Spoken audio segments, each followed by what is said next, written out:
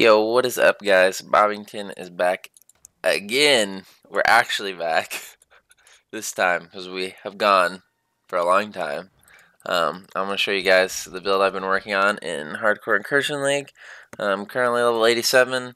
It is a Flameblast Prolif Trickster. The highest tier map I've done so far is T9, just because I'm trying to get my Shaper Orb and I'm trying to get my Atlas set up to run Gorges so I can chain temples, essentially. But yeah, this build has been a lot of fun. Does a lot of damage, clears really fast. We just got an Elder Scepter, feels bad, man. Why isn't it shaped? It hasn't really had much trouble with any content. The single target could be a lot better, but that's okay. I'll just go back to that after I finish the video. But the character's been really enjoyable. Again, I'm a big fan of Flameblast Prolif. And I really like that I can use Val Flameblast and that it actually fucking does something now. But as you can tell, I mean, because of Trickster Ascendancy and us being Mind Over Matter, like, the amount of survivability is absolutely ridiculous. I don't really have much trouble with clearing, especially big packs like this. I actually have a enchant on my boots right now, which I need to get changed because it gives me cold damage if I've been hit recently, which is pretty frequently. It's pretty much up all the time, and I don't want that because every time it shatters a pack, it means I'm not prolifing. Now, we're not a crit-based build, but Flameblast does so much fucking damage that it will shatter mobs anyway if you have any added damage on it. Which is just kind of unfortunate. You don't really have to stack up your Flameblast. You see what I'm saying? Like, fuck, the Prolif isn't working when it shatters like that. But again, it's just something that I need to change, and I just didn't have time last night after I got off stream. But to kill regular packs, blue packs, yellows, all that shit, you don't really need to stack it up too high. See, this guy's gonna die. I mean, that guy's gonna die. And our damage over time lasts quite a bit, like, pretty long. We're using a 6-link. But I am using a Tabula, and that's a Tabula with 5.1k health essentially, and 2.2k mana almost. So we're about 7.3k effective life with Mind Over Matter. Our mana regen is insanely high, especially if we've killed recently. And we also get life for every mob that is killed. We get life, mana, and ES. And we're actually using a 6-link Carcass Jack. That's what I use when I regularly map. But again, I decided to put in a Tabula for the purposes of this video because I know that Tabula is a lot more realistic for you guys to be able to have than a 6-link. And then anytime I open Shrine Box, I just pop that shit. I know it's a lot more realistic for you guys to have a Tabula than a 6-link Carcass Jack. I just got kind of lucky, so. See, that's the struggle right now, is that this keeps shattering things. It's kind of annoying, actually. But another main thing is you want to try and keep shield charging into mobs to make sure that your Fortify is going to be up permanently, because Fortify is extremely strong, and that goes with any fucking character. If you're playing a build that doesn't have Fortify in it, it feels bad, man. If you're going to play a bow character, just fucking play Champion, because Fortify is too good to not have, to be honest. Oh god, where's the boss? Oh, we left the boss way up there. That's okay, we'll go back. We'll go back and show you guys the single target. Again, this is only a T8, but I haven't really done much on my Atlas yet. I've really just been farming prophecies and doing stuff like that.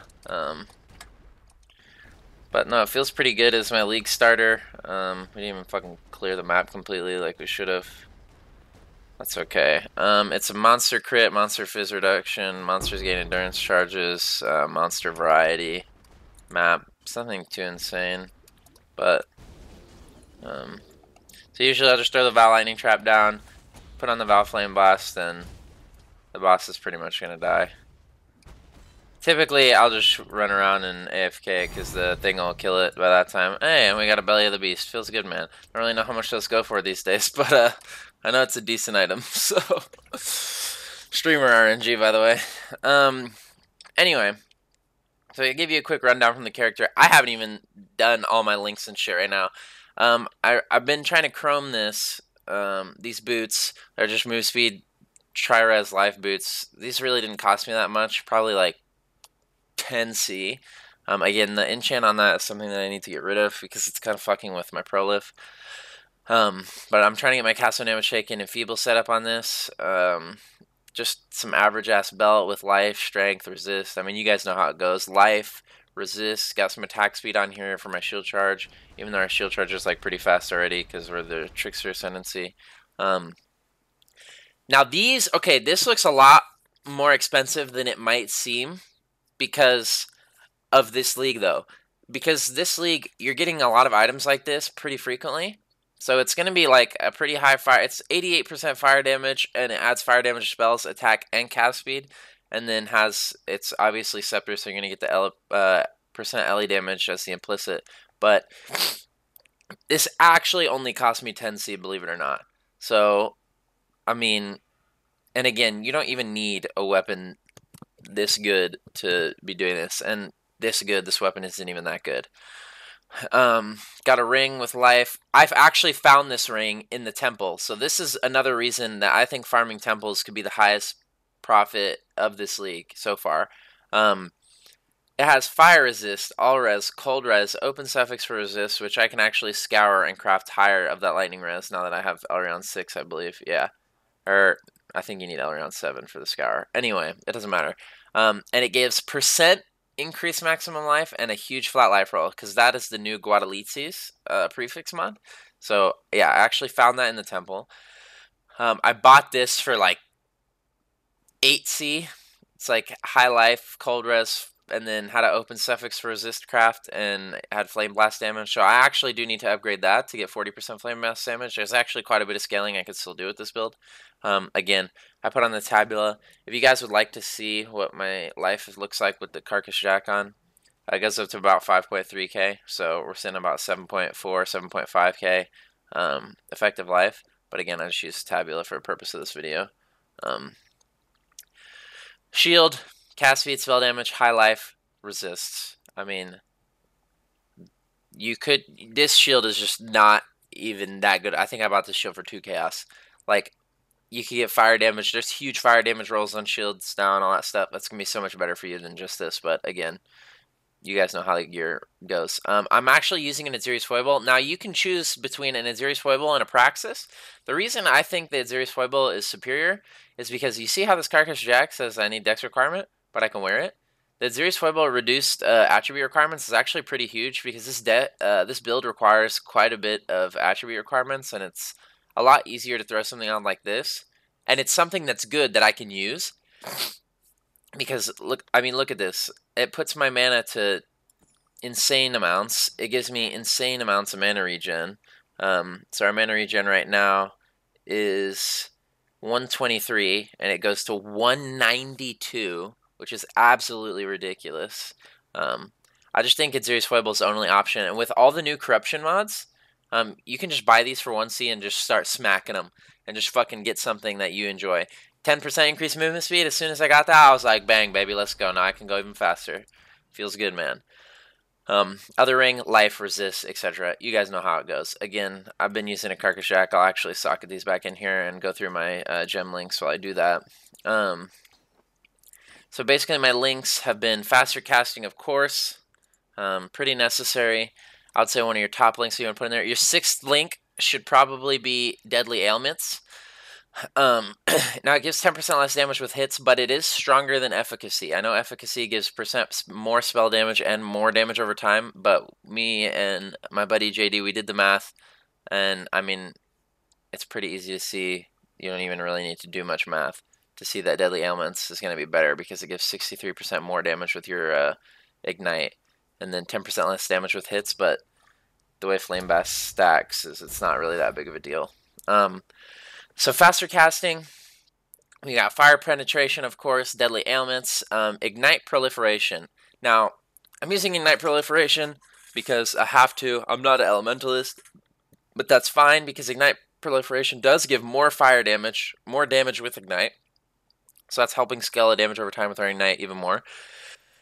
And the ignite radius is 20, which is actually bigger than Elementalists, and it's actually pretty nice because there's some mobs, because I've played Elementalist, and there's some mobs that, you know, kind of get scraggled away, and, you know, you're like, fuck, well, this kind of takes care of it because it's got 2 extra radius compared to Elementalist Ascendancy. Flameblast, Flameblast, of course. Qualityed option would be the best because it gives % increased damage, which is pretty huge. Just level 19 right now, not level 20, not level 21, nothing special like that. Combustion, so this gives more fire damage. It increases our chance to ignite, which technically we don't really need because of the way Flameblast works, but it is helpful because when we come up to the small packs, we can just dab. You can dab on the haters, just like that. And then it's basically 100% chance to ignite. And enemies ignited by supported skills have negative 20, negative 19% fire res, which is, you know, stacked with a fire pen, it's going to equate to about 55% fire resist penetration. Flasks, Bubbling Divine. These aren't even fucking quality. I mean, you can see, like, there's so much stuff that there's left to do on this character. I'm using a Warding Sulfur Flask. Now, another thing you could do is use a Stibnite, the Witchfire Brew Stibnite Flask, because it gives increased damage over time, and the Smoke Cloud is actually extremely useful for, since we're standing still to cast our Flame Blast. It puts that Smoke Cloud around you, so a lot of mobs become inaccurate.